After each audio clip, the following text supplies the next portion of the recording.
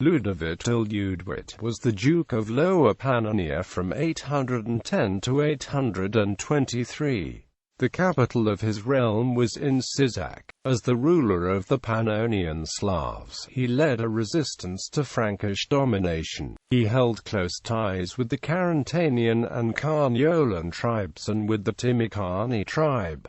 Rebellions against the Franks. In 818 Ljudevit sent his emissaries to Emperor Louis in Heristal. They described the horrors conducted by Cadila and his men in Pannonia, but the king of Franks refused to make peace. Ljudevit raised a rebellion against his Frankish rulers in 819 after he was seriously accused by the Frankish court. The Emperor Louis the Pious sent Margrave Cadila of Friuli to quell the rebellion. The Frankish frontier forces led by Cadila have raided the land and tortured the population, most notably the children. As the Pannonian Slavs were amassing forces, so did the Franks led by Cadila return in 819.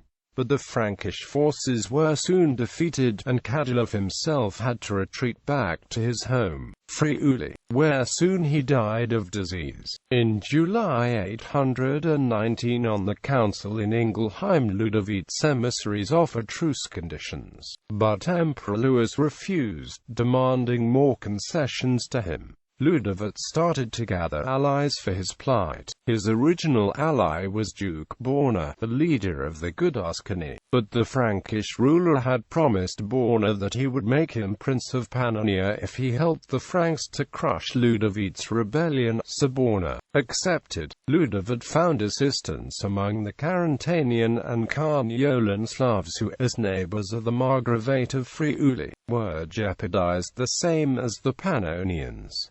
The Timočani also joined him, because they were jeopardized by the neighboring Bulgars. The Franks sent a large army led by the new Margrave of Friuli, Duke Baldric of Friuli, to meet Ljudevit in autumn the same year while he was conscripting more Carantanian troops along the Drava River. The Frankish forces had numerical advantage, so they pushed Ljudevit and his men from Carniola across the Drava. Ljudevit had to fall back to central parts of his realm.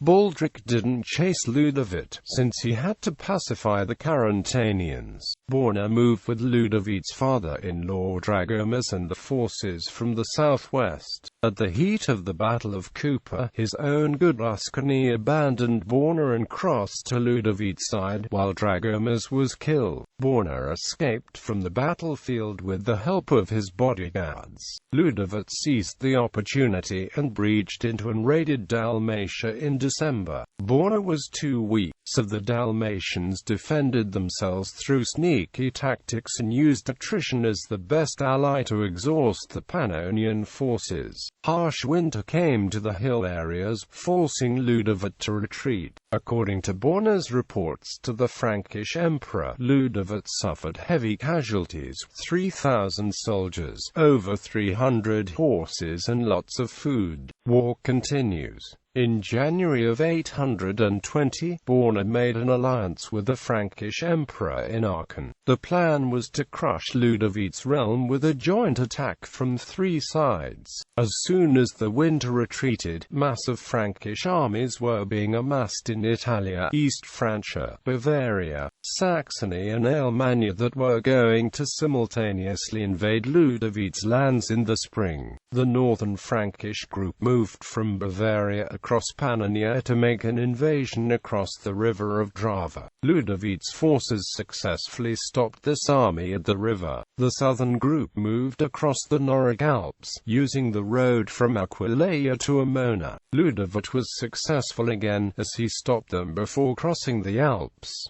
The central group moved from Tyrol to Carniola. Ljudevit attempted to halt its advance 3 times, but every single time would the Franks win, using numerical advantage. When this army reached the Drava, Ljudevit had to fall back to the heart of his realm. The Franks have opened ways for the southern and northern armies, so they launched a total invasion. Ljudevit concluded that all resistance would be futile, so he retreated retreated to a stronghold that he built on top of a hill that was heavily fortified, while his people took shelter in local forest and swamps. Ljudevit did not negotiate with the Franks. The Franks eventually retreated from his lands, with the ranks thinned by a disease which the northern forces caught in the marshes of Drava. The Slavs from Carantania lost their internal independence and were forced to recognize the Friulian Margrave Baldric as the ruler, while some remained loyal to Ljudevit.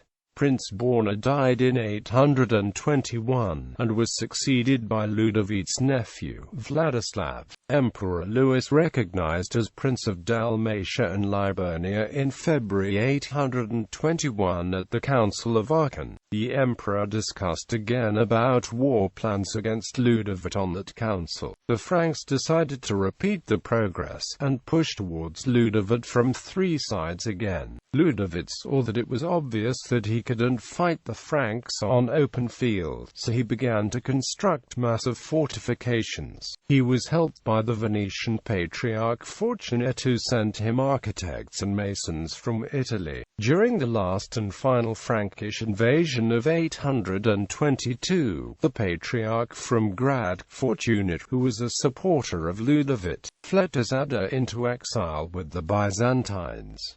Flight to the Serbs. According to Einhard, the writer of the Royal Frankish Annals, following the final Frankish attack, Ljudevit escaped from his seat in Sisak to the Serbs, who controlled a great part of Dalmatia. The notion of Serbs in the relative vicinity of Ljudevit has puzzled numerous historians because the relevant area wasn't otherwise known to have been inhabited by Serbs. At the same time, the Royal Frankish Annals did not mention the Croats at all, causing historians to have to cross-reference other sources to compensate. Tadeusz Miceklas did not attempt to define the area where Ljudevit fled, while Vyacheslav Klajic wrote it was beyond Sava and Bosna. Konstantin Jurachek only indirectly mentioned that the Serbs had a fort around 820, but didn't specify its location. Fedošević put the Adsorabos to the southeast of Sava and Vyar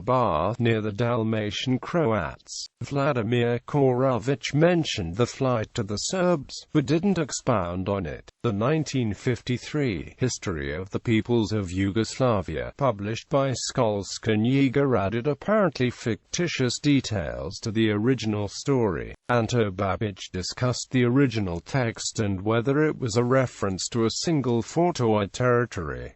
Svetoslav M. Pravanovich tried to connect Ljudevit and the Gudaskani with the Roman city of Gudaskim in eastern Serbia, but using only the interpretation of a single comma in Franjo Raki's text and conjecture. Sima Surkovic thought there was a consensus that the place was somewhere in Bosnia, but called the claims of exact locations speculation. Nada Klajic thought that the place Ljudevit fled to was actually the medieval county of Srb by the river Una. Ljudevit analyzed Einhard and concluded that the area could be somewhere near Kozara, Grmec, Una and Kupa. Ivo Goldstein acknowledged and accepted the theory that it was located in Srb, but advocated against misinterpreting the scarce historical records. Radoslav Katisik argued against the theory, and Tiba Zivkovic concurred with him. Zivkovic's 2011 interpretation of the Latin text says the second-hand accounts given to the Franks by their agents in Siscia and Croatia establish the existence of some sort of a Serbian claim over parts of Dalmatia, similar to the analogous Frankish claim, but not necessarily settlement outside of places already known from other sources. Ljudevit was welcomed at the unnamed Serbian ruler's court, but Ljudevit tricked him, killing the ruler and then taking the power for himself. Some believe the Serbian ruler was an ally of the Franks, and Ljudevit thought that he was about to betray him. Ljudevit soon sent an envoy to the Frankish court, claiming that he is ready to recognize the Frankish Emperor Louis the Pious as his supreme ruler. After Ljudevit had left the Serbs, he was a guest of Ljudomil, Borna's uncle, who treacherously killed him. Annotations